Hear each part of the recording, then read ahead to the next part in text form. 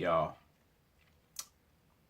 It's been 10 years since this thing popped off. And it was great. It was definitely something else. I heavily enjoyed it. First off, come closer. Come closer. First off, I want to talk about my experience because I know everybody went to go see it in a different way. I went to go see the movie at the suggestion and behest of one of my coaches at work. He told me about Regal's 4XD, or 4DX, sorry. And man, for this kind of movie, for an action movie, for this, just seeing this film was dope. Like, all of these different characters coming together was dope. But let me tell you about my experience at Regal with their 4DX, bro. Normally, I don't like 3D movies. Not a fan. And this movie was filmed in IMAX, on IMAX cameras. But that 4DX was something else, bro. I walked in that theater, and I saw fans on, like, the top of the ceiling, or, like, near the sides of the ceiling. And I'm like, what's going on? Now, I bought these tickets. They were $25. It was worth it. And you're not going to go pay $25 to go see every movie. But this movie was definitely worth. This movie and the experience that came with it was definitely worth those $25 that I paid for this ticket. Now, 4DX, you're going to see, you're going to feel, you are going to move. Because, first off, the seats move. There's a little intro cinematic that that Regal has playing in all of their, at the beginning of their movies or whatever. And this time I actually got to move with it. The seats are on actuating arms, and it's kind of like, not kind of, it's like the Back to the Future, which is now the Simpsons ride. It's like the Back to the Future ride, where basically you're sitting in a seat, and they have seats in rows of 4s, and they're basically moving around in the theater. So when the camera was panning to a certain scene or somebody was moving, there was some motion, those seats were moving. Like, you cannot fall asleep in this movie theater. You cannot fall asleep on this because you have no choice. Like, the seats are gonna move. When it started, they showed 3 trailers prior to the movie starting, and all 3 of those trailers had some kind of, like, crazy effect in them. The one that stood out to me was the Jurassic World Fallen Kingdom trailer, due to the simple fact that when it started raining in the trailer, you started feeling, I felt water. Like, there was water spraying, and there was water. I felt water on my face. Like, you don't understand how OD this theater is, bro. Like, there was water being sprayed. Whenever, like, there was, like, a gasp of wind or there was, like, a gust of wind, the seats in front of you have, like, a little sensor that blows wind in your face. At one point in Infinity War, it was snowing. It was snowing in the theater. One of those fans near the screen was shooting out snow. Or, of course, it's not real snow, but it was shooting out snow.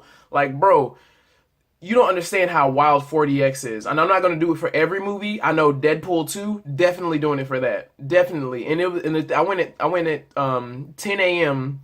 the morning, Friday morning, opening day of the movie. Bruh, packed. But yeah, for action movies, like, definitely going to see it for Deadpool 2 because that's worth it. Some of the other Marvel movies, when time comes, Infinity War 2, Part 2, whenever we get the title for that, definitely going to go see that in 4DX. Like, it's definitely, and plus it's not like you going to the movies every week paying $25. Treat yourself. If you're going to go see a movie of this caliber, pay the extra money to go see the movie, because it's definitely worth it. Like, when one of the characters got stabbed, there's pressure sensors in the chair. When that character got stabbed, the pressure sensor in the back of the chair, like, pushed in my back, bro. It is wild. If you're gonna go see an action movie, go see it in 4DX. And if you have an inkling that it's gonna be good, even if it's not gonna be good, of course they're not gonna put every movie in 4DX. But this kind of film, like Avengers, events like this, big movie events like this, go see it in 4DX. Regal, if you need me to be, if you need you need to sponsor somebody, let me know, cause I'll advocate for 4DX all day. I was singing praises to it to my friends over this past weekend after I saw the movie, and I feel like that elevated what I was seeing on screen in regards to Infinity War. But that's enough about 4DX. Check it out for yourself. It's definitely worth the $25. If you're gonna go, if you haven't seen Avengers yet, go see it in 4DX. Just so you know, you have to be a certain height to watch the movie in that theater. I didn't know why. When I was reading the description, I just bought my ticket. I didn't know why there was a height requirement. You have to be of a certain height. So if you're taking your kids, I mean, I'm pretty sure. I mean, you can pay $25 for your kid to go into the movie. I mean, you love them, of course. It's a lot of money, but there is a height requirement for it. So just be mindful of that. Now, 5 minutes in, I wanted to make this short and sweet. Yeah, 40X is dope. Now, I don't know if you see this poster back here, or it's not even a poster. It's a lithograph. And it's a lithograph of Thanos and Mistress Death. I needed something to cover this wall because it was barren and bare before.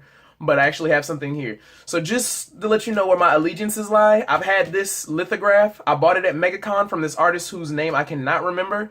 I probably have his business card still, but I've had this since 2012, and that was my first year going to MegaCon. So just to let you know where my allegiances lie when this movie, in regards to this review, I've been a Thanos fan. He's one of my favorite characters. He's my favorite Marvel character. So I was pretty much happy by the time we got to the end of the film. Now, let's get this out of the way. First and foremost, this is a spoiler. This is not a spoiler-free review. I don't even know if you can call this a review, but I'm spoiling stuff. You came here for a reason. If you just letting you know that now. First and foremost, what everybody's been gushing about on the internet is major character death. By the end of the film, Loki, Gamora, Doctor Strange, Peter Parker, Spider-Man. I think most of the Guardians, for the most part, most of the Guardians are dead except for Rocket. Black Panther's dead. Who else? I don't even know. But I know a portion, Winter Soldier's dead. Yeah, Bucky is dead. Who else? For the most part, major cast members are dead. Let's just say who's alive. Bruce Banner is still alive. Steve Rogers, Captain America, is still alive. Karen America. Rocket Raccoon is still alive. Okoye is still alive. M'Baku is still alive. Tony Stark is still alive. Subversion, right? Like we expected both Captain America and Tony Stark to both die because they've been in the game for a long time. Tony Stark, we'll talk about that in a moment. But yeah, Black Widow, if I remember correctly, Black Widow's still alive. Scarlet Witch died. I can't think of who else. But it was major, massive character death. Movie started off with Heimdall getting killed, which I was sad about that because I've been loving Idris Elba's portrayal of that character since 2010 when he appeared in Thor, and sad to see him go, but what can you do? Loki is finally dead, thank God. Loki was supposed to die in Thor 2. He was supposed to die in Thor: The Dark World, and that came out like 4 years ago, if I remember correctly. But he was supposed to die then, and they pulled him to still be alive. But the good thing is, it's basically Thanos tying up loose ends, because he gave Loki the scepter back in 2012 when he launched that plan, he gave Loki the scepter back in 2012 to launch that plan to take over the planet. That didn't work, and Loki's been owing my man since then. So Tom Hiddleston has done a great job portraying Loki over the past 8 years, 7, 8 years, and for his character to like finally die, what more could you ask for? In my opinion, like, cause he should have died. Like, that lessened him living at the end of Thor 2, lessened the emotional impact because he actually sacrificed himself to save his brother, to save Thor in that movie. But we all know, if you haven't watched the films at this point, what are you doing here? Something I've been wanting to see since 2012. Ever since Hulk popped up onto the scene and manhandled Loki, everybody in the theater, like, even back then, I was like, once I saw the post-credit scene and I saw Thanos was going to be the villain come phase 3, I was like, oh man, I cannot wait. I can't wait until Hulk gets some FaceTime with Thanos, because boy, within the first 5 minutes of the movie, Thanos was like, look, I don't have time for this. Let me chop you in the throat real quick, and let me put you in the floor. Basically, Hulk got his comeuppance. What he did to Loki back in the day, what he did back to Loki back in 2012, he got the exact same thing done to him by Thanos in 2018. I've been waiting for Thanos to throw hands with that green boy, and it finally happened. Justice has been served on justice. What else? Yeah, so there was, like I said, major character death. That's a big thing everybody's been going on about. It didn't really affect me much just due to the simple fact that I know everybody's crying and they're mad. One, you know they're making sequels to these characters' films. Like, we just got Spider-Man in the MCU in 2016, and he still has, like, probably a trilogy to go through. We just did Black Panther, so you expect him to be dead. Like, if you are familiar with comic books in any capacity, these characters don't stay dead for very long. Either somebody else takes up their mantle, or they get brought back to life. It happens. Yeah, so of course you already know Peter Parker's going to come back. You already know Black Panther's going to come back, just to reassure you. The Guardians are going to come back because Adam Warlock has to be activated in the third movie, and I'll get more on that later.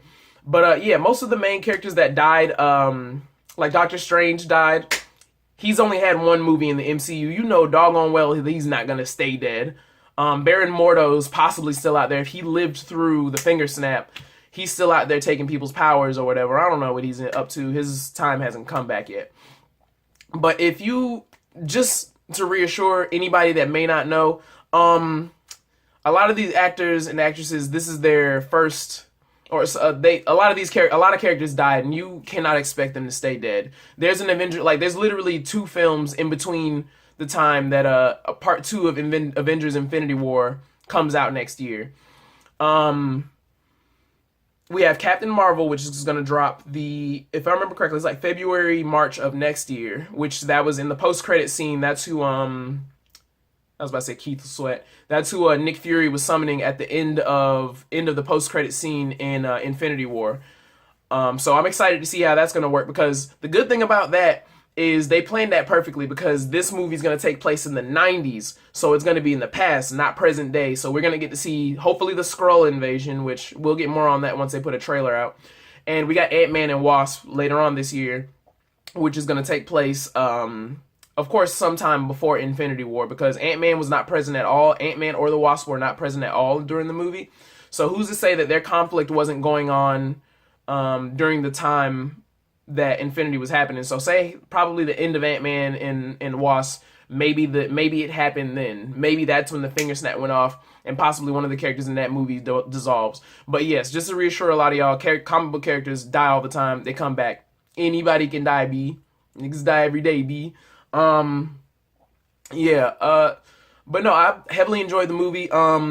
The Children of Thanos, I'm not mad that they renamed them the Children of Thanos, but in the comic books, they're known as the Black Order, or the Cull Obsidian. One of the characters within the Black Order is named Cull Obsidian, but their alternate name is also, besides the Black Order, is Cull Obsidian as well.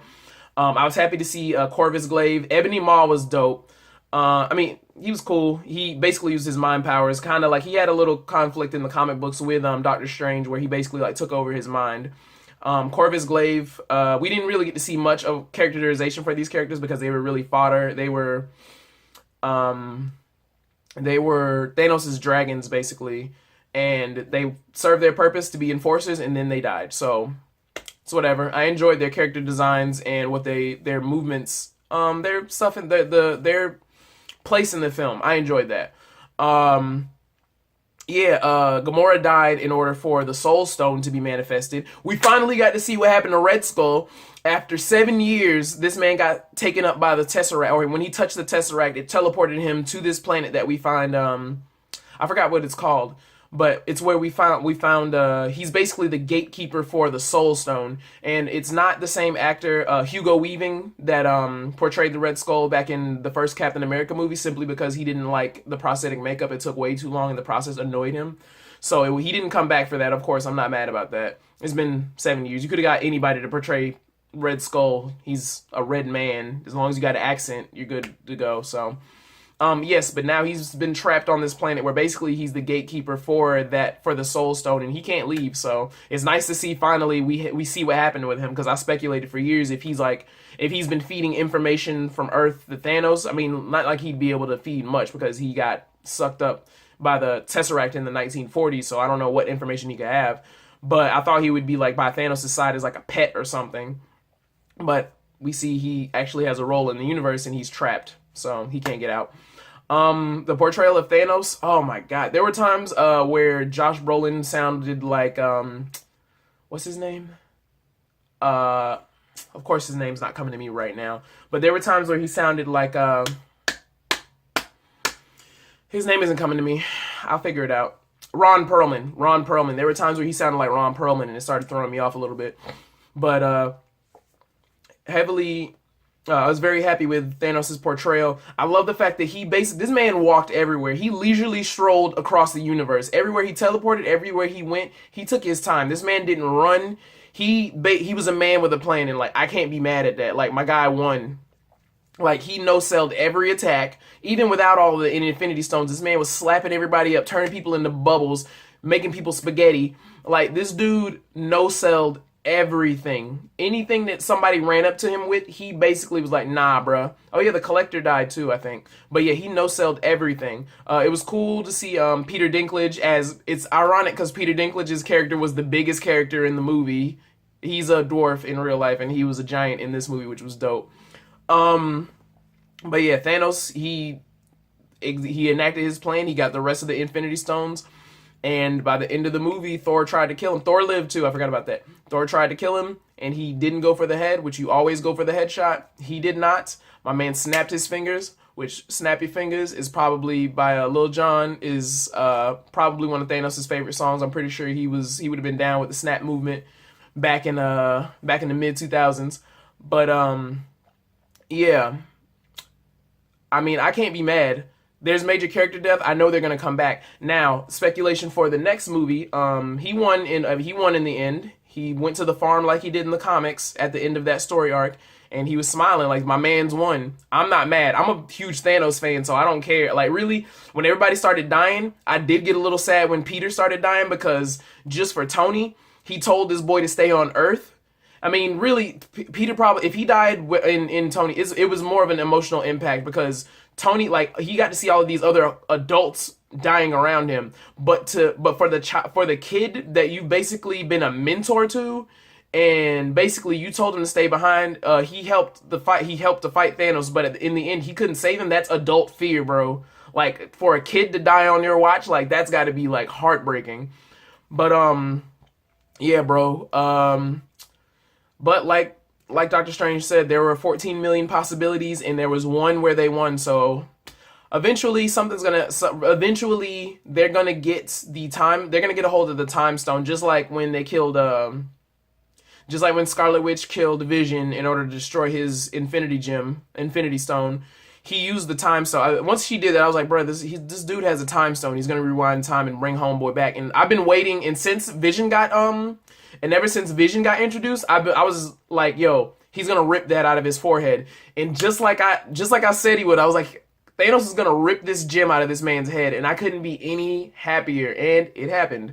So I'm happy at least a couple of my predictions, or not even really predictions, but the things that I wanted to see, I got to see, and I was so satisfied. I was not sad at any point in this movie, except for like probably when Peter died, but then 2 seconds after that, I was good. Like literally, I'm a Thanos stan, bro. I've been a Thanos stan like since I first read up on this character many years ago, and I'm not mad. But in the end, it's a superhero. I mean, it's a superhero movie.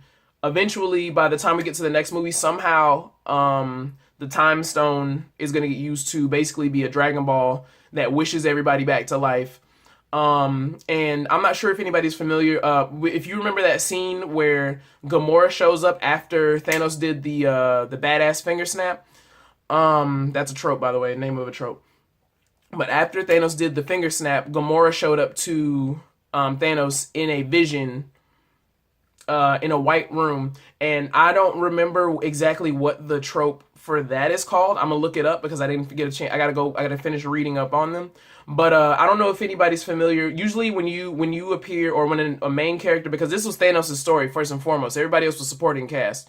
But whenever a main character appears, or somebody close to the main character appears, like while that character is about to die or close to death, something changes or something integral is going to happen, and that character is going to play a role later. If anybody's watched Harry Potter and the Deathly Hallows Part 2, in the scene where Harry dies, where Voldemort kills Harry, and Harry ends up going into, he ends up in this realm where he ends up meeting with Dumbledore to talk to him for a bit, and they see like a fetal manifestation of Voldemort like huddled up under a chair, which is basically like his human side is basically like in a fetal state. But basically it's like a literary plot device. So eventually I feel like after all of the people that Thanos has killed, their souls are, if I remember correctly, all of their souls are accumulated within the soul gem to power it. So eventually, if the soul gem does get broken, or somehow they're gonna use a time stone, they're gonna eventually, somebody on the good guy's side is gonna end up with the Infinity Gauntlet, because that's how it happened in the comics, because I know Adam Warlock ended up with it at one point. They're gonna end up wishing everybody back to life, and the balance that Thanos brought to the universe is gonna be null and void. But I don't want to carry on too much. Basically, it was about spoilers. I was happy with the film. I heavily enjoyed it. From going to see it in 4DX was like a whole other deal, because that took me, like, that was total immersion in that movie. Like, everybody else in the theater was around me, but I was like in there, boy. Like, it was something else to see it in 4DX. But I really enjoyed Infinity War. I'm not going to bring up comparisons between that and Black Panther just because that's apples and oranges. Culturally, I'm never going to, like, Black Panther was amazing. But as far as like a superhero film with like an ensemble cast of 30 plus characters, this is, Marvel's done a hell of a job. Marvel has done a hell of a job putting this movie together. Spent millions of dollars to, basically, they're gonna make their money back off this. Like, yeah, but I heavily enjoyed the film. I don't have a rating system as of right now, but it was a good movie. I implore you to watch it. If you're gonna go see it, don't be skeptical about it. I mean, if you're at this point, go see the movie. If you wanna get in on the bandwagon, go see it. I don't know. If you're interested in action films, I would say go back from the beginning and watch it and work your way up. You have 10 years worth of content to go through. Like, it may not be your thing, but if you don't have anything to do, give it a shot. But this has been BradBeGodlike of FiendFix.com. I want you to rate, comment, subscribe, and share, because I share all of your stuff, my friends. But yeah, let's have a discussion in the comment section, or hit me up on Facebook, Instagram at BradBeGodlike. I'm same just about anywhere. Gamer tag is BradBeGodlike. PlayStation Network is BradBeGodlike, although I don't have a PlayStation yet. Gonna be getting one soon. But yes, so this has been my review / speculation of Avengers Infinity War and things to come. Peace. It's supposed to be one. I get Wakanda forever. Thanos won, though.